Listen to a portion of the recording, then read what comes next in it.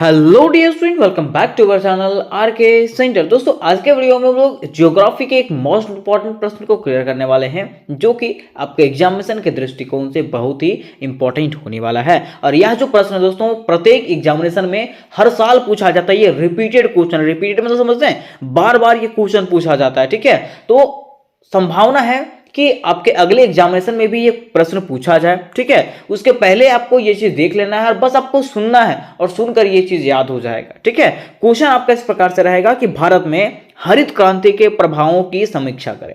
Question क्या है? भारत में हरित क्रांति के प्रभावों की समीक्षा करें। अब बातें यहां पे ये उठती है कि आखिर हरित क्रांति का मतलब क्या होता है। हरित क्रांति का मतलब क्या होता है? ठीक है, तो देखिए, क्रांति का मतलब अगर बात करें तो क्रांति का मतलब बदलाव। ठीक है, क्रांति का मतलब क्या होता है? बदलाव, है ना। और हरित मतलब समझते हैं, हरा भरा। ठीक है, मीन्स अपने एनवायरमेंट को, ठीक है, फसल को हरा भरा करने में जो बदलाव आया, उसी को हम लोग क्या कहते हैं? हरित क्रांति कहते हैं। क्या कहते हैं? हरित क्रांति। जैसे कि मान लीजिए धान का खेती किया जा रहा है, ठीक है, और आप जान रहे हैं कि धान का पैदावार नहीं हो रहा है ना, तो क्या किए कि दूसरे किस्म का बीज लगा दिए ताकि उसमें जो है ज्यादा पैदावार हो, है ना। उसके साथ साथ कई किस्म के जो है ना कीटनाशकों का छिड़काव किए ताकि क्या हो, हमारा जो फसल है वो बढ़िया हो। ठीक है, तो वही कहा गया कि फसलों को हरा भरा करने के लिए, फसलों को उन्नत करने के लिए किए गए बदलावों को ही हम लोग क्या कहते हैं? हरित क्रांति कहते हैं। क्या कहते हैं दोस्तों? हरित क्रांति कहते हैं। ठीक है, अब हम लोग जानते हैं विस्तार से कि आखिर हरित क्रांति का अर्थ क्या है। ठीक है, और हरित क्रांति भारत में कब आया था और इसके जनक किसको कहा जाता है। ठीक है, तो लिखेंगे सबसे पहले ऊपर में कि हरित क्रांति का अर्थ, और लिखेंगे इस प्रकार से कि हरित क्रांति का अर्थ है कृषि क्षेत्र में एक बड़े पैमाने पर परिवर्तन, जो फसलों की पैदावार बढ़ाने के लिए नई तकनीकों और आधुनिक साधनों का इस्तेमाल करके किया गया। यही मैंने आपको बताया। ठीक है, कि यह जो है वो कृषि क्षेत्र से संबंधित है, जो क्या करता है, तो फसलों की पैदावार बढ़ाने के लिए नई तकनीकों और आधुनिक साधनों का इस्तेमाल करता है। इसी को हम लोग क्या कहते हैं? हरित क्रांति कहते हैं। या तो कह सकते हैं कि फसलों की पैदावार बढ़ाने के लिए आधुनिक साधनों और तकनीकों का उपयोग ही क्या कहलाता है? हरित क्रांति कहलाता है ना। कहा गया कि इसका उद्देश्य खाद्यान्न उत्पादन को इतना बढ़ाना था कि देश जो है ना आत्मनिर्भर हो सके और भुखमरी तथा गरीबी की समस्या का समाधान हो सके। मैं देखिए, यह जो हरित क्रांति आया था, उसका उद्देश्य मीन्स मेन जो पर्पस था वो ये था कि इस मतलब फसलों का उत्पादन इतना किया जाए कि हमारा देश जो है वो क्या बन सके? आत्मनिर्भर बन सके, किसी से मांगने की हमको जरूरत ना पड़े फसलों का। ठीक है, और भुखमरी तथा गरीबी की समस्या जो है ना हमारे देश से जड़ से खत्म हो जाए। लोगों ने बहुत बढ़िया सोच करके इसको लागू किया, लेकिन कहा जाता है ना कि प्रत्येक सिक्का का दो पहलू होता है। बिल्कुल सेम तरीके से इसके कुछ अच्छे प्रभाव भी हुए और कुछ बुरे प्रभाव भी हुए, है ना। इसके दोनों प्रभावों को हम लोग विस्तार से समझेंगे, लेकिन उसके पहले कुछ बातें यहां पे कही गई, उसको भी हम लोग देख लेते हैं।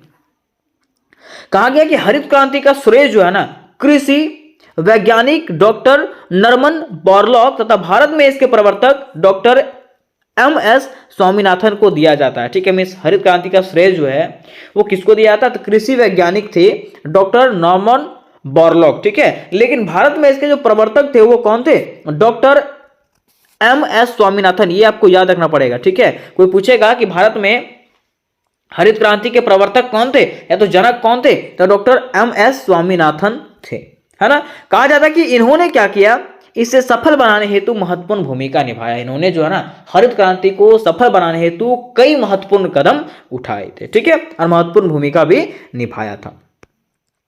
नेक्स्ट लिखना है कि भारत में हरित क्रांति की शुरुआत जो है 1960 के दशक में हुई थी। भारत में हरित क्रांति की शुरुआत जो है वो कब हुआ? 1960 के दशक में हुआ। ये चीज आपको याद रखना पड़ेगा। नेक्स्ट कहा गया जिसका मुख्य उद्देश्य देश में अन्न सुरक्षा को बढ़ावा देना था। जिसका मुख्य उद्देश्य क्या था? तो देश में जो है अन्न सुरक्षा को बढ़ावा देना, मीन्स अन्न को जो है ना सुरक्षित रखना, फसलों को सुरक्षित रखना। इसके तहत खेती में नई तकनीकों का इस्तेमाल किया गया। इसके तहत क्या किया गया? खेती में जो है ना नए नए तकनीकों का इस्तेमाल किया गया, जैसे कि उच्च बीज वाले HYB बीज। ठीक है, मीन्स होता है ना उच्च पैदावार वाले बीज, है ना। रासायनिक खाद, ठीक है, कीटनाशकों का प्रयोग और सिंचाई के नए नए तरीके का उपयोग किया गया ताकि फसलों में जो है ना ज्यादा पैदावार हो। ठीक है। अब बातें यहां पे आती है, क्वेश्चन पूछा था कि हरित क्रांति के प्रभावों का वर्णन करें। क्वेश्चन क्या पूछा था? हरित क्रांति के प्रभावों का वर्णन करें। तो हम लोग जानेंगे कि आखिर हरित क्रांति जब लाया गया तो क्या इसका सिर्फ सही ही प्रभाव पड़ा, मींस सकारात्मक ही प्रभाव पड़ा, क्या इसका कोई नेगेटिव इफेक्ट नहीं पड़ा? तो आज के वीडियो में अभी जो हम लोग इसके दोनों चीजों को जानेंगे, इसके प्रभाव को समझेंगे कि हरित क्रांति का आखिर क्या क्या प्रभाव पड़ा। लेकिन उसके पहले मैं आपको बता देना चाहता हूं कि अगर आप लोग सेमेस्टर 2 के विद्यार्थी हो और मेजर 2 ज्योग्राफी की तैयारी करना चाहते हो, है ना, तो इसकी फुल्ली तैयारी दोस्तों मेरे ही चैनल पर करवाया जाएगा। जिस प्रकार से सेमेस्टर 1 में आपको तैयारी करवाया गया था, बिल्कुल सेम तरीके से आपको सेमेस्टर 2 में भी फुल्ली तैयारी करवाया जाएगा। और अपने अन्य सब्जेक्ट जो भी आपके हैं उसका कमेंट आप मुझे कर दीजिएगा, उसकी भी तैयारी दोस्तों मेरे ही चैनल पे आपको करवाया जाएगा और बड़े ही आसान शब्दों में करवाया जाएगा।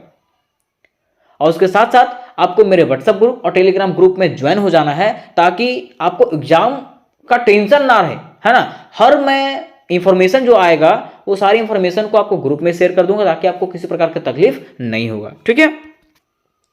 देखिए यहां पे लिखा हुआ है इसके कुछ प्रमुख प्रभाव निम्नलिखित हैं। क्या लिखा हुआ है? इसके कुछ प्रमुख प्रभाव निम्नलिखित है, ठीक है। पहला प्रभाव जो आता है वो कृषि उत्पादन में वृद्धि।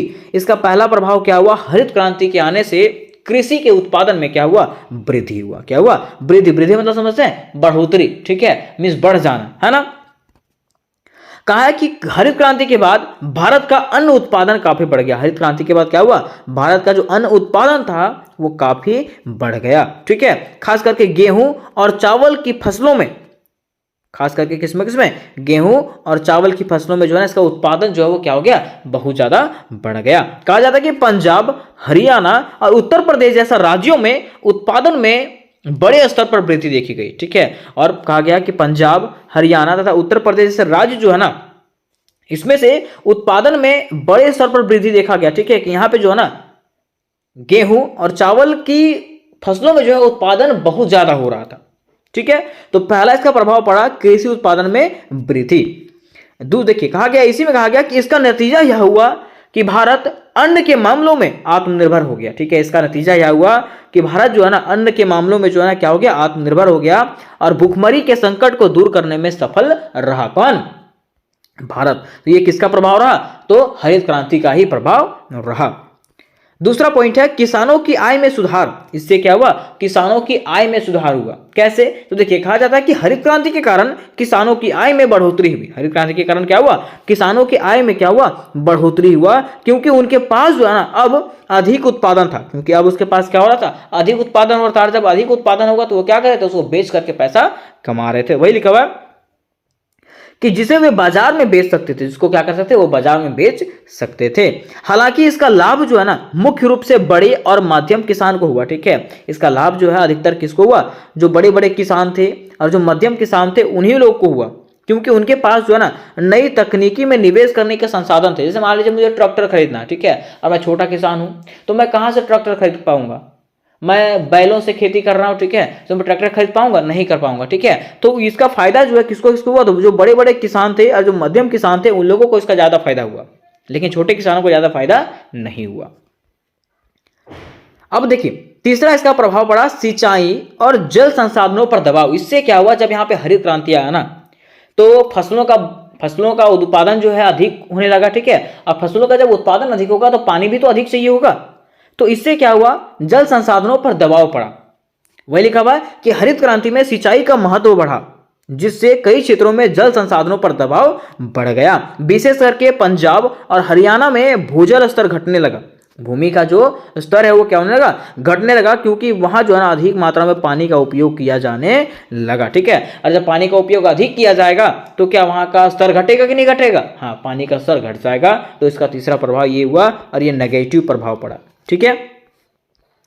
फिर देखिए चौथा प्रभाव जो है पर्यावरण पर। क्या है? पर्यावरण पर। मान लीजिए आप रासायनिक खादों का उपयोग करोगे, ठीक है, तो वो अगर उसको वो पानी में मिलेगा तो पानी में भी दिक्कत होगा, ठीक है। अगर वायु में मिलेगा तो वायु में भी प्रदूषण हो रहा है ना। तो इससे पर्यावरण पर भी इफेक्ट पड़ा। कहा जाता है कि रासायनिक खाद और कीटनाशकों के अधिक उपयोग से मिट्टी की उर्वरता पर असर पड़ा, ठीक है। मिट्टी की उर्वरता पर क्या हुआ? असर पड़ा और कई जगहों पर मिट्टी की गुणवत्ता घटने लगी, ठीक है। कई जगहों पे क्या हुआ? मिट्टी की गुणवत्ता जो है ना वो घटने लगी। इसके अलावा रसायनों के उपयोग से जो है ना जल प्रदूषण भी बढ़ा। ठीक है, जब वो जल में मिलता है तो जल में वो क्या करता है, प्रदूषण ही करता है। ठीक है, इससे हम लोग देख सकते हैं दूसरा भी इसका नेगेटिव इफेक्ट पड़ा। ठीक है, नेक्स्ट देखिए पांचवा है आर्थिक असमानता में वृद्धि।